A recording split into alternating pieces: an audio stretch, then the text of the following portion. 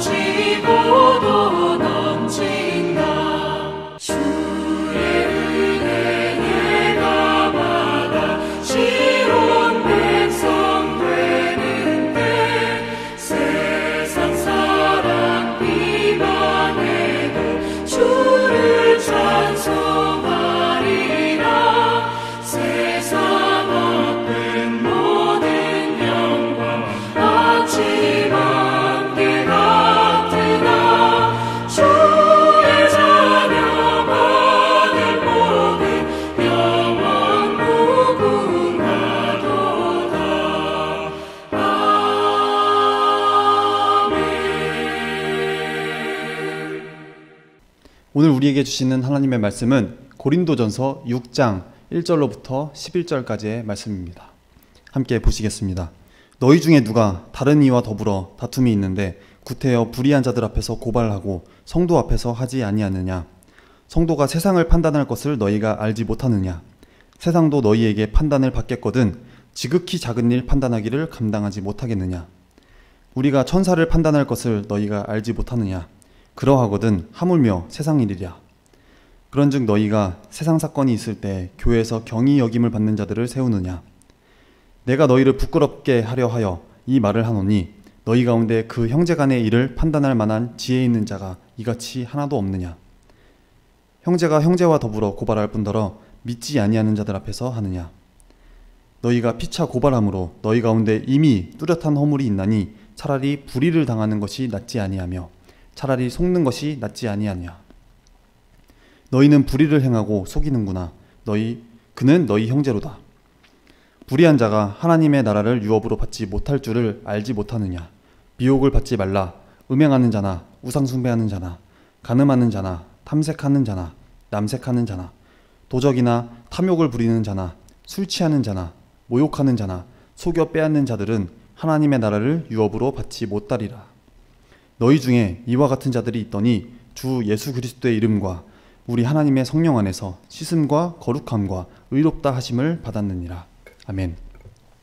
사랑하는 여러분, 오늘 하루도 살아계신 하나님의 역사를 이루어 나가는 우리 모두가 되기를 간절히 원합니다. 어느 날 한 사람이 유명한 스펄전 목사님을 찾아와서 물었다고 합니다.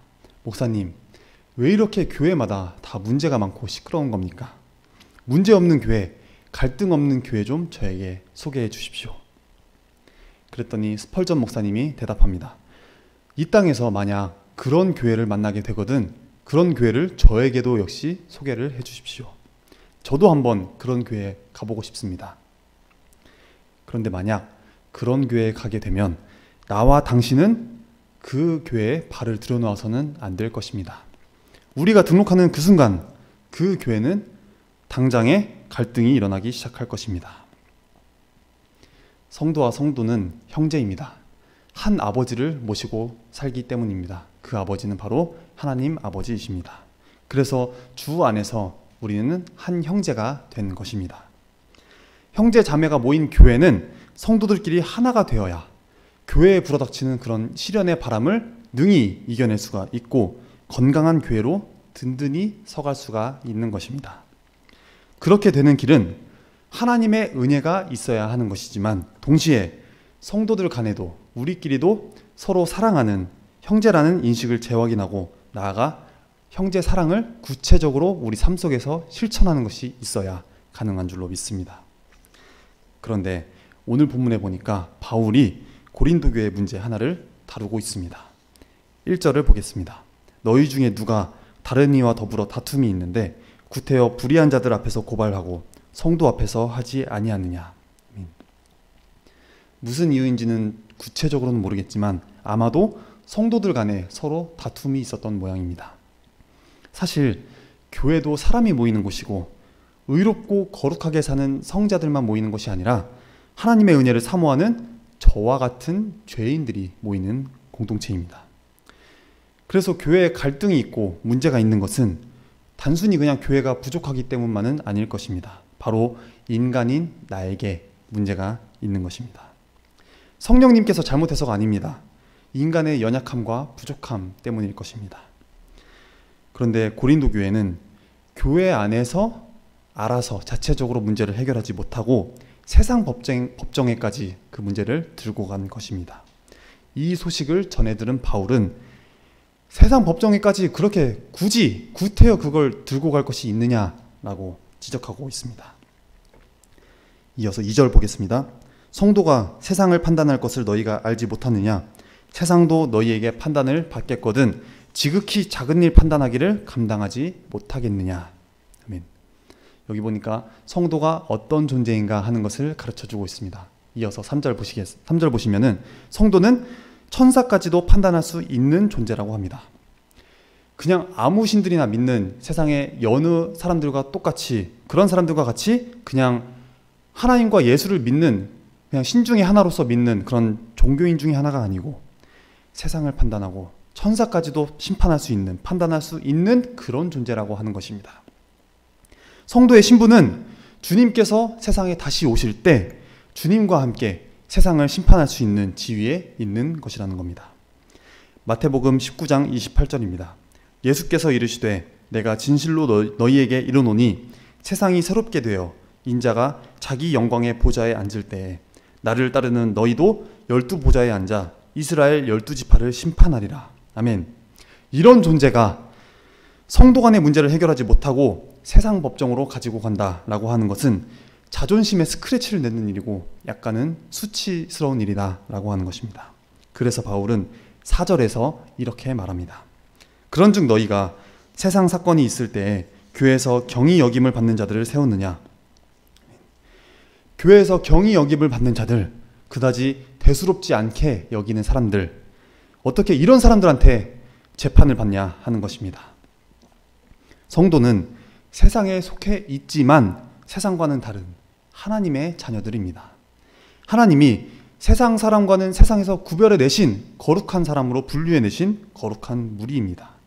법률보다 높은 하나님의 말씀, 도덕과 윤리 너머의 무언가, 넘어서는 것을 따르는 사람들입니다. 세상의 모든 것을 판단하여 진리와 비진리, 의와 불의, 영원한 것과 영원하지 않은 것을 구별할 수 있는 사람들입니다. 그런데 성도 간의 문제나 교회의 문제를 세상의 판단자들로부터 판단을 받으려고 하는 것은 얼마나 어리석은 일인가 하는 것입니다. 5절을 보겠습니다. 내가 너희를 부끄럽게 하려 하여 이 말을 하노니 너희 가운데 그 형제 간의 일을 판단할 만한 지혜 있는 자가 이같이 하나도 없느냐. 아멘. 교회 안에서 성도 간에 이렇게 문제가 발생하게 되면 조금은 언짢을 수 있죠. 언짢더라도 서로 양보하면서 교회의 덕을 세우고 또 화평의 일을 세우면서 그렇게 서로를 위하면서 화해해야 하는 것이 아니겠느냐 하는 것입니다. 그런데 만일 그렇게 해도 문제가 해결이 되지 않을 때에는 교회 당회의 중재를 맡기는 것입니다. 의뢰하는 것입니다.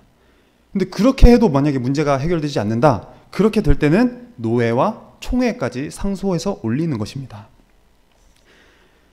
인간이 가는 곳에는 어디든지 문제가 있고 갈등이 있습니다. 그런데 교회도 예외가 아닐 것입니다. 다양한 사람들이, 정말 그야말로 다양한 사람들이 모이는 곳이기 때문입니다.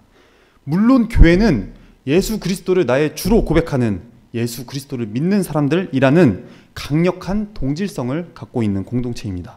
그러나 이 신앙 고백을 제외하면 우리는 너무도 다른 사람이라는 것을 우리는 알고 있습니다. 성격도 다르고 배경도 다르고 신앙생활의 연조도 다르고 학력도 다르고 고향도 다 다릅니다.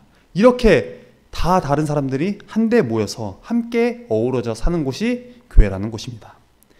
이렇게 다양한 사람들이 모이는 곳이기에 다 생각도 다르고 기준도 가치관도 다 다르기 때문에, 혹은 내가 속이 좁아서 지내다 보면 얼마든지 다투고 살 수가 있는 것입니다. 사소한 일을 두고도 혹은 정말 큰 일을 두고도 다투고 싸울 수가 있는 것입니다. 그러나 다툰다고 하더라도 잘 다투어야 하는 것입니다. 자칫하면 사람과 신앙 둘 다를 잃어버릴 수가 있기 때문입니다. 교인 중에 문제가 생기면 우선은 교회 안에서 지혜 있는 자가 나서서 중재하며 해결하는 것이 가장 바른 방법이 아니겠냐 하는 말씀입니다. 바울의 권면에서 강조하는 것은 단순히 그냥 성도와 성도 간의 다툼이 나쁘다라는 것을 말하는 것이 아닙니다. 중요한 것은 분쟁을 해결하는 방법이 무엇인가 하는 것입니다. 7절입니다. 너희가 피차 고발함으로 너희 가운데 이미 뚜렷한 허물이 있나니 차라리 불의를 당하는 것이 낫지 아니하며 차라리 속는 것이 낫지 아니하냐. 아멘. 이 말씀이 어떻게 들리십니까? 이 말씀은 한마디로 성도 간의 분쟁이, 다툼이 생겼을 때 서로 고발하느니, 서로 이기려고 어떻게든 그렇게 발버둥치고 싸우느니 차라리 억울하더라도 손해를 보라는 권면입니다. 고발하고 어떻게든 내가 악착같이 이겨서 선한 결과로 이어지면, 결과가 선하게 나온다면 모르겠지만, 그러면 정말 좋겠지만 이기고도 망할 수 있는 길이다 라고 하는 것입니다. 이길 수는 있지만 이겨서 남는 게 없는 것입니다. 내상이 큰 승리라는 것입니다. 사람을 잃고 우정을 잃고 형제를 잃고 심하게는 가족도 잃습니다. 이웃을 잃습니다. 신앙을 잃고 영적인 재산을 잃게 되는 것입니다. 교회의 문제를 교회가 해결하지 못하고 세상의 법정으로까지 가게 되었을 때 성도 간의 갈등과 아픔은 정말 이루 말할 수 없는 고통입니다. 주변에 믿지 않는 사람들도 교회가 어떻게 저렇게 할 수가 있느냐, 교회 다니는 사람들이 어떻게 저렇게까지 할 수가 있느냐라고 너나 할 것 없이 비방하게 될 것입니다. 그러나 바울은 서로 고발해서 그렇게 이기려고 하기보다는 차라리 불의를 당하고 차라리 속임을 당하는 것이, 똑같이 내가 죄에 가담하는 것보다는 차라리 조금 손해를 보는 편이 더 낫지 않겠냐라고 하는 것입니다.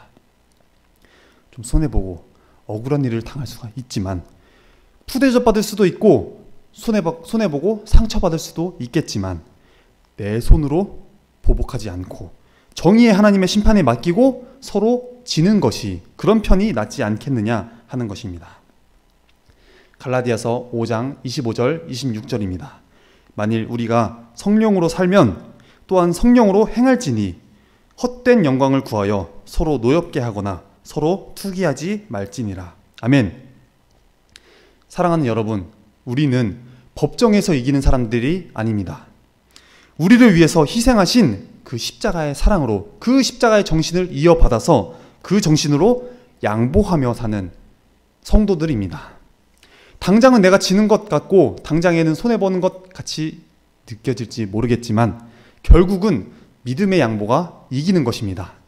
그래서 우리는 피차 대하기를 서로 양보하고 온유한 심정으로 해야 하는 것입니다. 누군가 상대방, 형제의 무언가 죄가 드러났다고 해서 비판하거나 몰아세우는 것보다는 부드러운 마음, 긍휼히 여기는 마음, 그리고 아파하는 마음으로 대하는 것입니다. 검사가 아니라 변호사가 되라는 것입니다. 그 변호사의 입장에서 상대방을 보고 하라는 것입니다. 최종 목적은 죄를 밝혀내서 상대방의 죄를 드러내서 그렇게 벌을 주려고 하는 것이 아니라 치유해서 다시 원상태로 회복시키라는 데에 있는 것입니다. 우리는 다양한 신앙의 배경을 갖고 있습니다. 신앙생활을 해왔던 삶의 여정이 다 다릅니다. 만약 서로 자기 자신을 노출하기 시작하고 각자의 이기심을 이렇게 드러내기 시작한다면 우리는 분열을 겪을 수밖에 없을 것입니다. 그러나 이 다양한 경험들이 예수의 사랑 안에 다 녹게 될 때 이 땅에서 우리는 하나님의 나라를 경험하게 될 것입니다. 우리는 다양한 힘을 가지고 있습니다. 다양한 장점을 가지고 있습니다. 다양한 능력, 다양한 취미, 다양한 열정, 다양한 은사를 다 가지고 있습니다. 예수 안에서 이 모든 것들이 하나로 모이게 될 때 치유와 회복의 역사를 감당하게 될 줄로 믿습니다. 기도하겠습니다. 사랑하는 하나님, 매일의 삶 속에 하나님과 동행하기에 거리낌이 되는 모든 요소들을 제하여 주시옵소서. 거짓된 마음, 음란한 생각, 분노의 마음, 우울의 영들을 제하여 주시고, 특별히 하나 되지 못해서 어려운 마음을 지닌 사람이 있다면 친히 찾아가 주셔서 기꺼이 스스로를 희생할 수 있는 용기와 힘을 그들에게 부어 주시옵소서. 하나님의 자녀의 합당한 삶은 나의 권리를 포기하는 데에 있는 줄을 압니다. 내가 마땅히 누려야 하는 그런 권리 대신에 자기 희생의 길을 걸을 수 있는 용기를 우리에게 주시옵소서. 성도의 근본적인 삶은 사랑이라 하셨으니 모든 것을 덮고 또 안을 수 있는 사랑의 사도들이 다 되도록 성령의 능력을 우리에게 허락해 주시옵소서. 맺혀 있는 것들이 풀리게 하시고 병들고 지쳐 있는 것들이 그런 육신을 고쳐 주시옵소서. 경제적으로 행여나 고통받고 고민 속에 있는 자들이 있다면 하나님이 막힌 것을 풀어주시고 채워주시는 기적들을 경험하는 귀한 날들 되게 해 주시옵소서. 사랑이 많으신 예수 그리스도의 이름으로 기도드립니다. 아멘. 하늘에 계신 우리 아버지여, 이름이 거룩히 여김을 받으시오며 나라에 임하옵시며 뜻이 하늘에서 이룬 것 같이 땅에서도 이루어지이다. 오늘날 우리에게 일용할 양식을 주옵시고 우리가 우리에게 죄 지은 자를 사하여 준 것 같이 우리의 죄를 사하여 주옵시고 우리를 시험에 들게 하지 마옵시고 다만 악에서 구하옵소서. 대개 나라와 권세와 영광이 아버지께 영원히 있사옵나이다. 아멘.